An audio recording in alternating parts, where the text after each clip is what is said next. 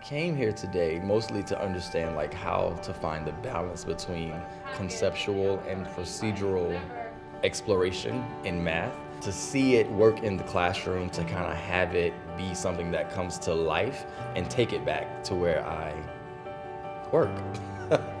I feel like Success Academy has really honed their focus into what matters most with student understanding, and they've really cleared the weeds. For me, when I first came to Success, I learned so much about math. I was really excited about the different ways you can approach things. It didn't even feel like a clock was ticking. It was like, we could be here all day. Let's just keep going, you know?